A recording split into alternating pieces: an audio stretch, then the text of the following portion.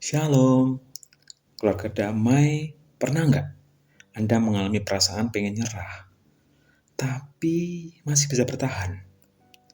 Rasanya ingin membalas, tapi nggak tahu kenapa ya, kita memilih untuk diam.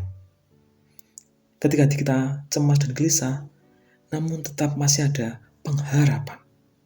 Keluarga damai, kalau kita cermati, ini bukan sekedar kekuatan manusia loh.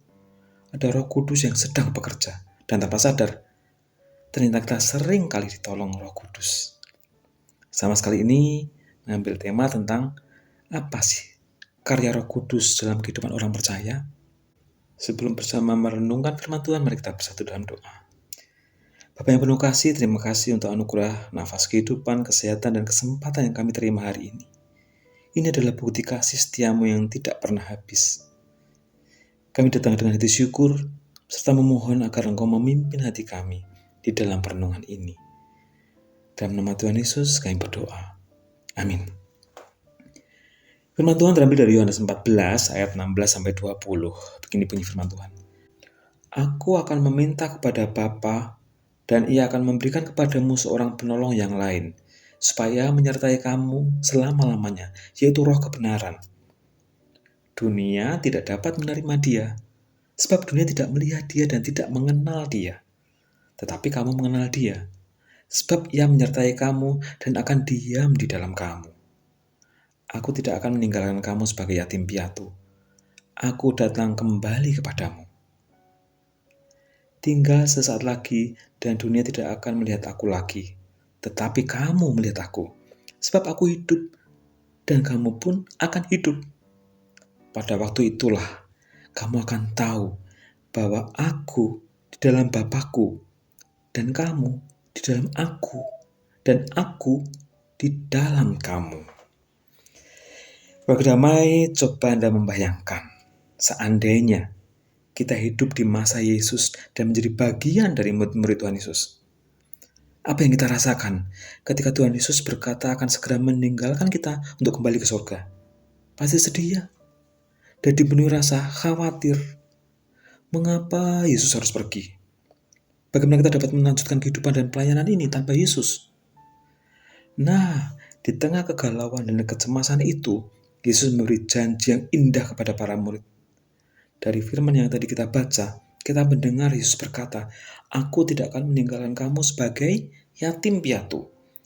Aku akan meminta kepada Bapa dan Ia akan memberikan kepadamu seorang penolong yang lain, supaya Ia menyertai kamu dan akan diam di dalam kamu." Wow, janji yang sangat menakjubkan.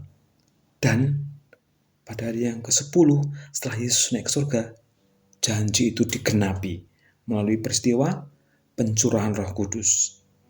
Sejak saat itu, murid-murid dipenuhi dengan sukacita melimpah, juga keberanian dan kuasa baru untuk pergi menjadi saksinya ke seluruh dunia.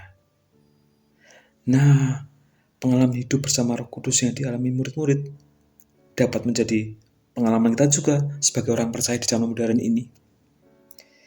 Kalau damai, ada kata seorang penolong di ayat ke-16 tadi. Selain peran untuk menolong, kata ini menunjukkan bahwa Roh Kudus itu bukan sekedar sesuatu, bukan.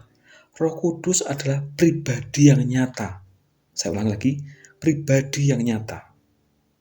Jadi, Roh Kudus adalah pribadi yang menolong kita. Menolong dari apa? Yang pertama, menolong untuk menghibur, membela, dan menguatkan. Tadi seperti kita singgung di awal tentang menolong kita untuk secara mental, kita lebih kuat, sabar, dan lebih positif. Yang kedua, memberi damai sejahtera. Keluarga damai ada situasi ketika masalah kita belum selesai, tapi hati kita tetap tenang. Damai seperti ini seringkali bukan berasal dari keadaan, melainkan dari Roh Kudus yang menghibur hati orang percaya. Yang ketiga, menolong kita untuk mengerti perspektif Allah. Artinya Roh Kudus berperan sebagai pengajar bagi kita orang percaya, yang menegur kita dengan lembut dan mengingatkan kita akan firman Tuhan. Misalnya, firman Tuhan tentang janji-janjinya, perintah untuk mengampuni, untuk berlaku jujur, untuk rendah hati, dan lain sebagainya. Jadi, dalam doa janganlah kita hanya meminta Tuhan untuk mengubah keadaan, tapi mari kita meminta juga Roh Kudus untuk mengubah hati kita, hingga karakter kita memancarkan buah roh. Yang keempat, menuntun, memberi hikmat dan kepekaan dalam pengambilan keputusan. Misalnya, dalam kita memutuskan mana yang benar, mana yang harus dihindari, kapan harus bicara, dan kapan harus diam, dan lain sebagainya. Dan yang kelima adalah Roh Kudus memberi kekuatan dan keberanian untuk bersaksi, menyaksikan Yesus sebagai satu-satunya juru selamat dunia. Keluarga yang terkasih, Roh Kudus sungguh menolong kita dalam kehidupan ini. Untuk itu, marilah kita jangan pernah gentar menghadapi hari esok. Mungkin masalah kita masih ada, dan pergumulan belum selesai. Tetapi orang percaya tidak berjalan sendirian. Ada Roh Kudus yang menguatkan saat kita lemah, yang menghibur saat kita terluka, yang menuntun saat kita bingung, dan mengangkat ketika kita hampir nyerah. Karena itu, hidup bersama Roh Kudus bukan berarti hidup tanpa badai, tetapi hidup dengan penolong yang setia berada di dalam perahu bersama-sama dengan kita. Mari kita berdoa. Bapa yang Maha Baik, terima kasih karena kami tidak pernah berjalan sendiri. Di setiap musim kehidupan, Roh Kudus-Mu selalu hadir menolong, menguatkan, dan menuntun kami. Ya Roh Kudus, terus pimpin setiap keputusan, perkataan, dan tindakan kami setiap hari. Penuh hidup kami dengan damai, hikmat, dan kekuatan yang baru. Sehingga kami mampu menjalani hari-hari kami dengan iman dan sukacita. Dan berikan kami hati yang peka untuk kami mendengar suara-Mu. Di dalam nama Tuhan Yesus, nama di atas segala nama, kami alaskan doa kami. Amin.